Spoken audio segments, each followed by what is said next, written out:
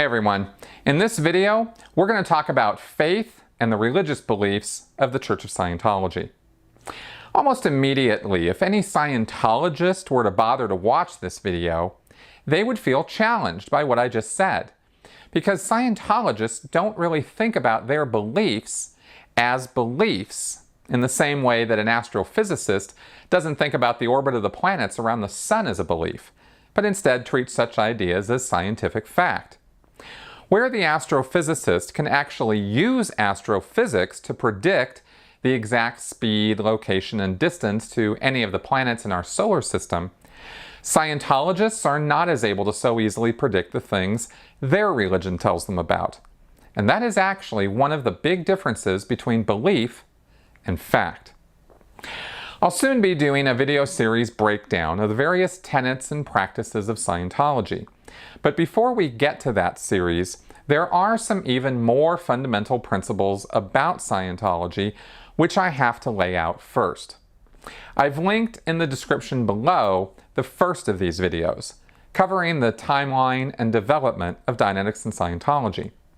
Now in this video, we'll take a good hard look at faith. Because make no mistake, Scientology is a faith-based belief system. In the same way that it cloaks its business model with religion and First Amendment privilege, it also cloaks its faith with pseudoscience. There are many claims made by L. Ron Hubbard that Scientology consists of scientifically developed techniques which were rigorously tested and which he guarantees will work 100% of the time on 100% of the people to whom it is applied if they follow his sometimes very vague instructions to the letter. Unfortunately, Scientology does not hold up to this kind of scientific scrutiny or peer review, and so doesn't even really try, instead choosing to cloister itself away behind barbed wire fences and gilt facades which look great but don't prove anything. Now, don't get me wrong in this video, because I'm not actually knocking the idea of faith. There's nothing wrong with faith, religious or otherwise. It simply means putting one's trust or confidence in something without necessarily having any tangible proof of that thing. We all have a kind of faith in things, even if those things aren't directly related to God or religion. For example, many optimists have a faith that things will turn out all right, that people are basically good, and given a choice, most people will choose a positive rather than a negative path. There are lots of good reasons to believe such things, but it is a leap of faith to speak in such broad terms about people and things we can't so easily predict or know. No matter how many times we observe the sun rise and set, that does not mean it's going to rise again. We may have faith that it will, but there's no concrete evidence that it shall always be so, especially since we already know that one day it will not. Whether that day is tomorrow or not is the question. Now, just to be clear, here is how Hubbard described Scientology. Scientology applied the exact methods of science to the problem of the human mind and spirit, and won. It means the study of knowingness. Its immediate result in application is the bettering of ability in individuals and groups. It is a practical religion for all denominations and doesn't require faith in anybody until they have experienced something to have faith about. Scientology is the science of knowing how to know answers. It is an organized system of axioms and processes which resolve the problems of existence. This science is formed in the tradition of 10,000 years of religious philosophy and considers itself a culmination of the searches which began with the Veda, the Tao, Buddhism, Christianity, and other religions. Scientology is a Gnostic faith in that it knows it knows. This is its distinguishing characteristic from most of its predecessors. Scientology can demonstrate that it can attain the goals set for man by Christ, which are wisdom, good health, and immortality. It's a bit of a semantics game in Scientology as to what Scientologists believe versus what they know. If you dig in deep, you'll find there's a whole lot of believing and not a lot of knowing. This all comes together in the way Hubbard actually redefined truth as a relative quantity, which could be different from one person to the next, thereby opening the door to the idea of your truth versus my truth. Truth has been a topic of philosophic discussion for thousands of years and is not something I'm going to resolve here in this video. But I will say that Hubbard also shelved the entire discussion by saying that a principle is as true as it is workable, and that was really the only measure to use. Well, that's not very satisfactory because you can have 10 different explanations for why something works, be wrong about every one of them, and still make it work. If I take an aspirin and say that it solved my headache because it coats the lining of my stomach with magic powder, I'd be wrong, but the aspirin will still work. This is where Hubbard's ignorance of the scientific process really stands out. The other and even more significant idea Hubbard pushed off is this one. Anything that isn't true for you in Scientology, when you study it carefully, isn't true. That statement makes truth a relative quantity, which changes from one person to the next. Yet if you're dealing with scientific principles, that's not how this works. That's not how any of this works. Hubbard talks about how Scientology is a science of certainty, that it is an aim at a total no, K-N-O-W. On July 15, 1957, in a lecture called Scientology and Effective Knowledge, Hubbard discussed Buddhism and Scientology's relation to it and knowledge in general when he said this. Well, now, there hasn't actually been any declared effort in the direction of total information and intelligence on the subject of man regarding his whereabouts, which was an analytical, knowing, reasoning approach having nothing to do with faith or belief on the basis of take it or leave it. If it's true to you, it's true, and if it isn't true to you, it isn't true. Since that time, and that is practically 2,500 years ago. What he's describing, of course, is the very definition of faith. As Senator Daniel Moynihan once said, everyone is entitled to their own opinions, but not their own facts. In Scientology, there are many points of faith, but there are three big examples which I'd like to go over briefly. In 1950, Hubbard wrote Dianetics, the Modern Science of Mental Health, and he posited the idea of the human mind containing two parts, the analytical mind and the reactive mind. If you go into any Church of Scientology today, you will find Dianetics on display and being very actively sold to anyone who's willing to read it. And they'll tell you it is the science of the human mind. They'll tell you that by applying its techniques, you can be free of any and all stress, trauma, and the pain of past losses by finding and eradicating past incidents containing physical pain and unconsciousness, called engrams. What's more, they'll also tell you that the reactive mind is the single source of nightmares, unreasonable fears, upsets, insecurities, and psychosomatic illness. That statement is literally on the Scientology website as I'm talking. Now, this is all fascinating and would be great news, except it doesn't happen to be true. It's not even true within the world of Scientology, where Hubbard has vast and numerous explanations beyond the reactive mind for why people get sick, why people have insecurities and fears and nightmares.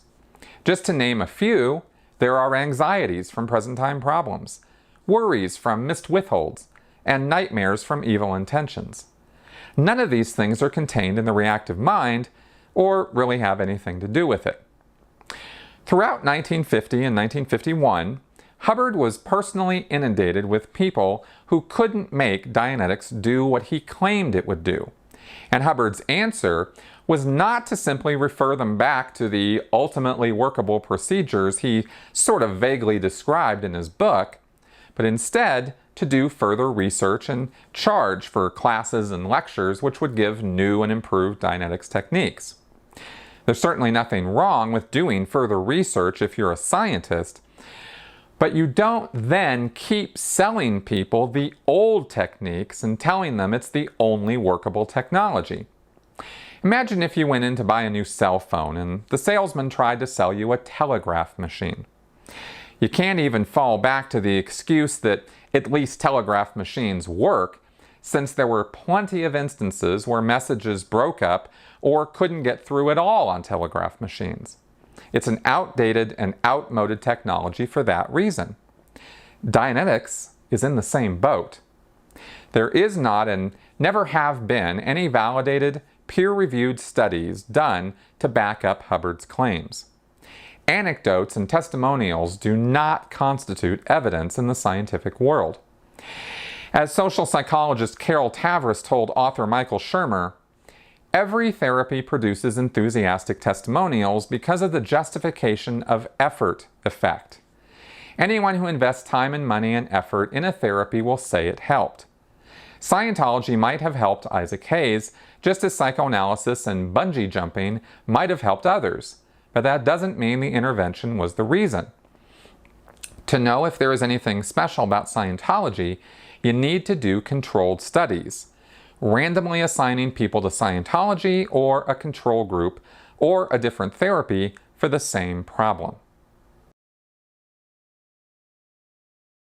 In 1951, Hubbard took a giant leap of faith and asked his Dianetics followers to do the same when he wrote Science or Survival and presented the Theta Mest theory. In short, Theta is a non-physical, non-tangible spiritual life force. The physical universe in which we live consists of matter, energy, space, and time, or MEST for short. Hubbard claimed that Theta, which cannot be sensed or measured by any physical device because it has no physical existence, animates and controls MEST, and in fact, its mission in life is to conquer the physical universe. He also refers to Theta as a static, meaning something without mass, wavelength, time, or position.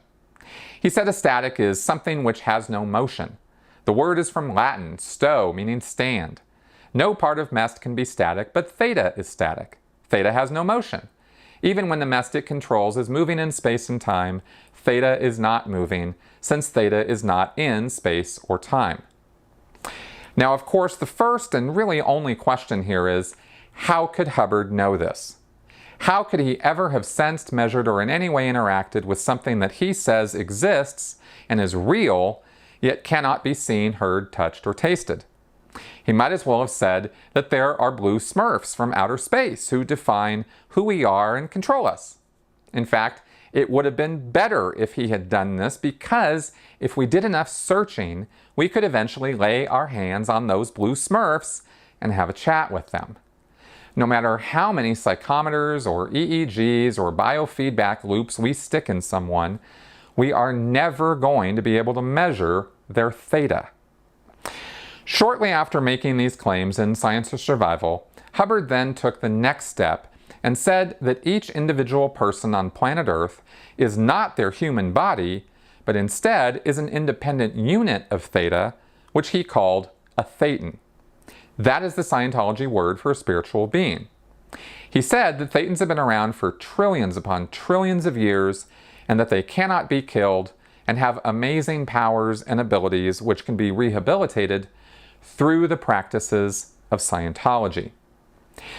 A spiritual existence is certainly a nice idea, but the bottom line is there is no real proof that this is a thing.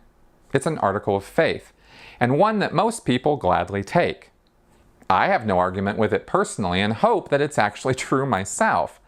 But I'm not so open-minded on the topic that I'm going to let my brain fall out.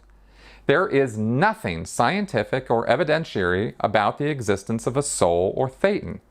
It's a leap of faith every Scientologist makes, yet they then tell themselves that they aren't really doing that. The basis of their belief is simply because Hubbard said it's true. This is called an argument from authority, and it's a logical fallacy. The final big act of faith that Scientologists take is putting their trust in L. Ron Hubbard, a man who was proven to be a pathological liar nearly his entire life. From failing grades in college to a disastrous naval career to polygyny and fathering children Hubbard claimed never existed, there was no part of his life he didn't make great efforts to rewrite once he became the leader of the Church of Scientology. If you listen only to church accounts, Hubbard's life was that of a genius philosopher who knew from the age of 3 that he was destined for great things and who was always searching for the key to unlock the mysteries of life and mankind. The truth is not anywhere near as grand. Hubbard was actually a self-obsessed con man and megalomaniac who had massive delusions of grandeur. This is not to say there were not good things about him, or that he meant everyone harm, or that he was incapable of helping people. He was a complex individual. We know the truth about him now because all of the facts of his real life have not only been recounted by people who knew him, but have been documented, from his actual college transcripts and war records to the files the FBI and IRS kept on him because he broke the law and was a fugitive from justice for all of the later years of his life. Hubbard talked a good talk and had a personal charisma and presence which undeniably drew people to him and got them to support him, at least for short periods of time before his true nature came out and his supporters learned to keep their distance. This pattern repeats over and over again throughout his life. The only people in the world who still fall for his false history and tall tales are Scientologists, who each and every one have a vested interest in not acknowledging the truth. As philosopher Karl Popper put it, if we are uncritical, we shall always find what we want. We shall look for and find confirmations, and we shall look away from and not see whatever might be dangerous to our pet theories. In this way, it is only too easy to obtain what appears to be overwhelming evidence in favor of a theory which, if approached critically, would have been refuted. So these are 3 big leaps of faith Scientologists take. Don't misunderstand me because these are not the only principles that Scientologists take on faith. There are plenty of others, and we'll go over those in future videos. Maybe some of this information can help shed some light on why Scientologists say the things they do and act the way they do.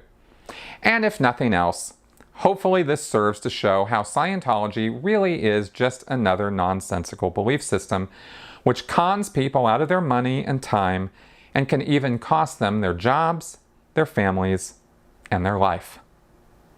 Thank you for watching.